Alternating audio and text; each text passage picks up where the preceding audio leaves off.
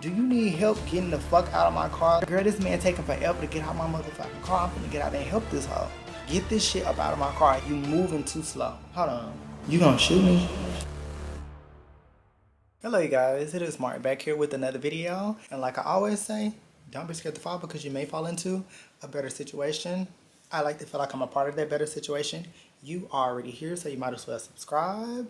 Now let's get into today's video. Period. So, as you guys know, this is Storytime July, and we are telling story times all this month just to bring you guys in a little bit closer to me by going through experiences and things that I've been through in the past. So, don't forget to subscribe for sure. So, I posted on the community tab and I asked you guys what is the next story time that you guys wanted to see.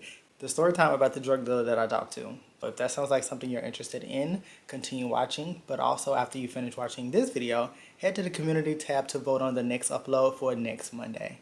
So without further ado, let's get into this video.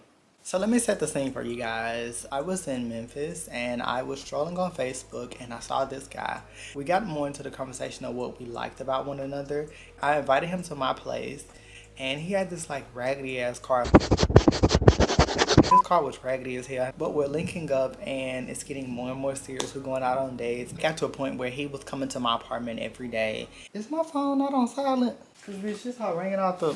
He had the worst attitude paired with his insecurities, which was honestly the downfall of us. I don't know why it's so hard to believe that a guy like me, sit in my house, chill, play games, that type of stuff is just hard for a guy to digest, I guess, when you're pretty. I don't know.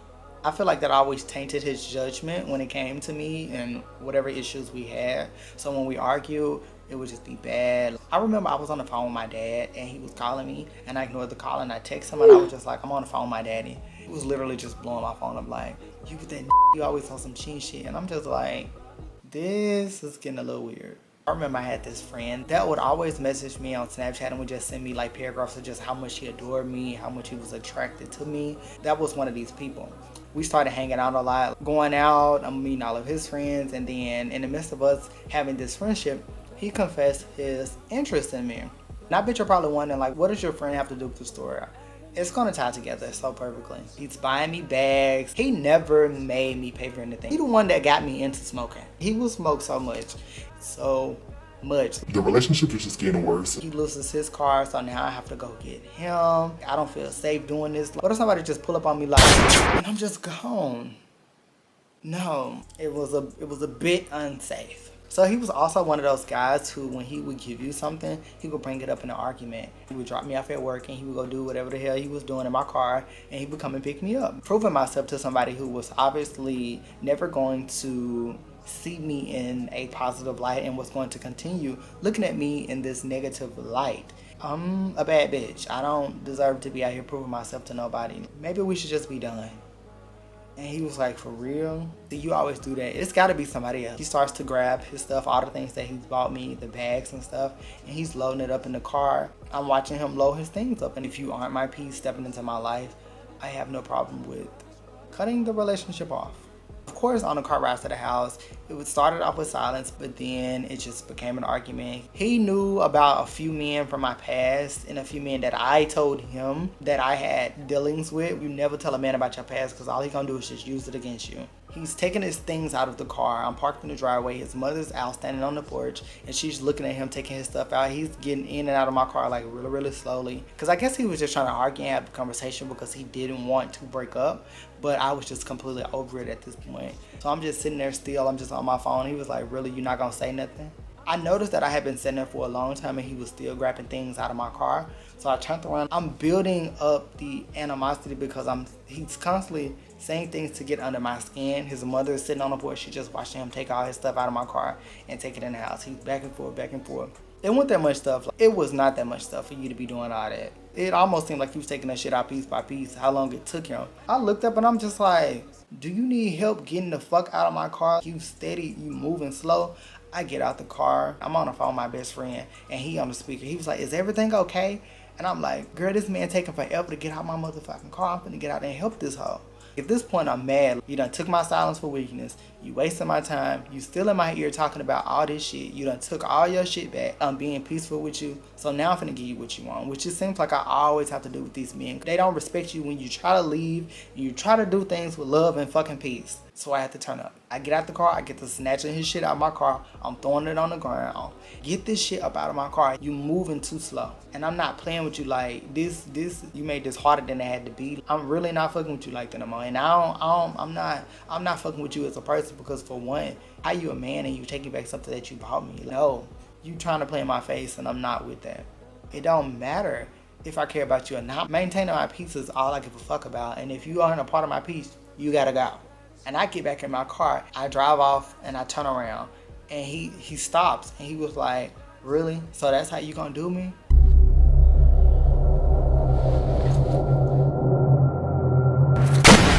One thing about me, I'm gonna play some music. If I'm feeling a certain way, I'm gonna play the music that's gonna match the vibe. And if it make me cry, cry, whatever, it is what it is.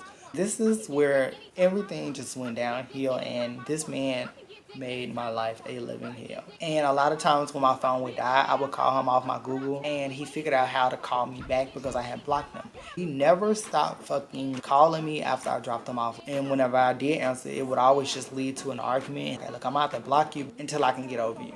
Because I still had love for this man. I still had a ton of feelings for him. And if I constantly let him keep pulling me back into this web of what we used to be, of what we could have been, I would never be able to get away from him. So I had to block him and leave him alone. He would come up to my job.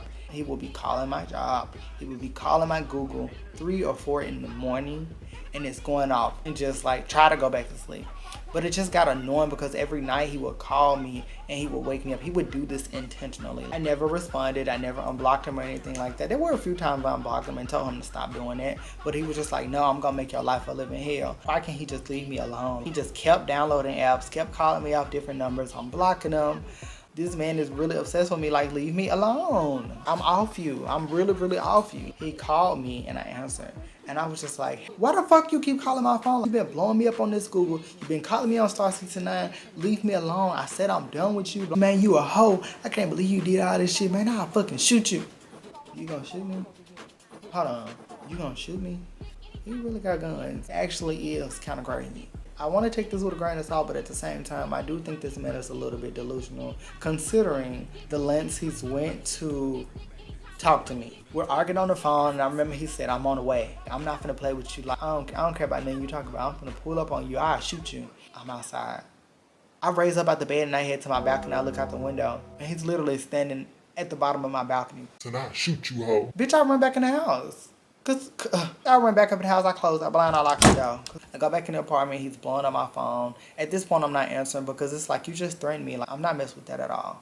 I'm in my room and I'm just kind of sitting on my bed and I'm like, should I get up under the bed? Should I hide? He's rough around the edges. He's very aggressive. He's very egotistical. He's very narcissistic. I decided to get on the floor and hide up under the bed. Like laying there and he's blowing up my phone. I turned it down, I put it on silent, and I'm literally under the bed just laying there just watching my phone just vibrate. I gotta be done with him, because this is crazy. A couple weeks go by, I stood on business. I went to keeping him blocked. I figured out how to block his ass off the Google. I downloaded the Google app and I blocked that number. So he stopped calling me off the Google. So now all he has is Star 69.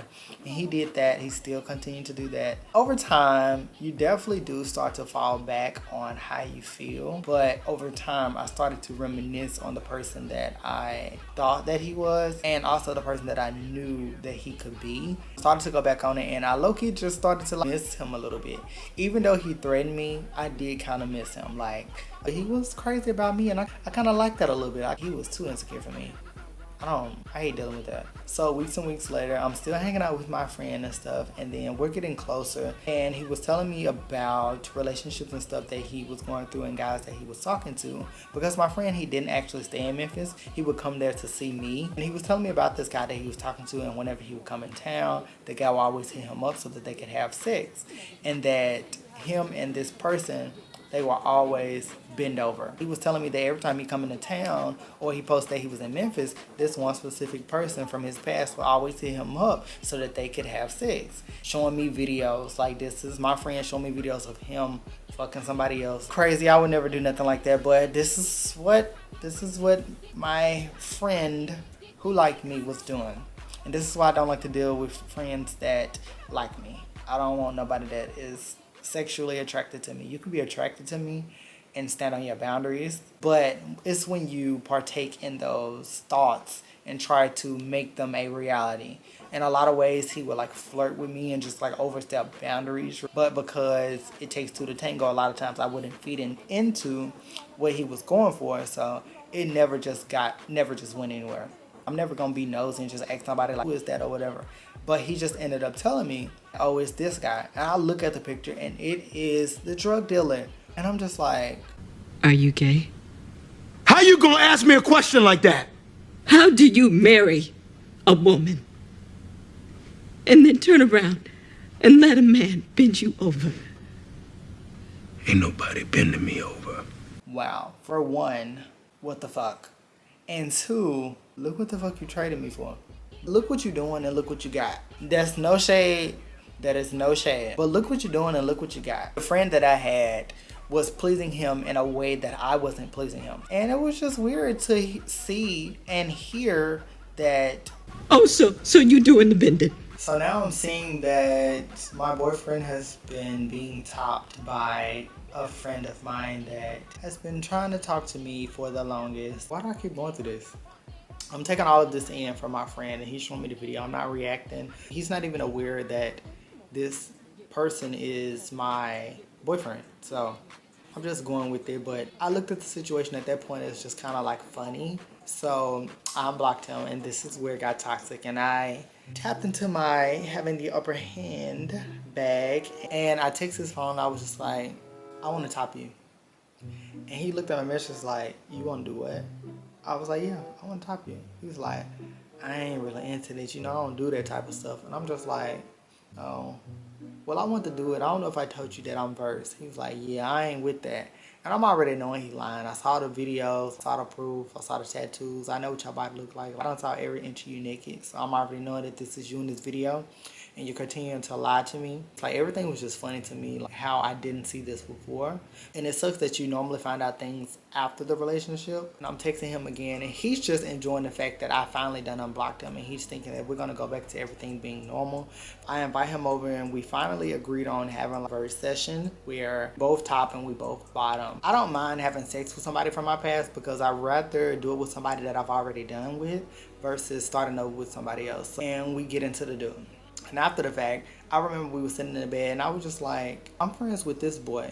And this is the first time I had ever told him about my friendships and stuff. And I didn't tell him because I didn't want to give him any more ammunition. He already had this idea that I just be sleeping with everybody.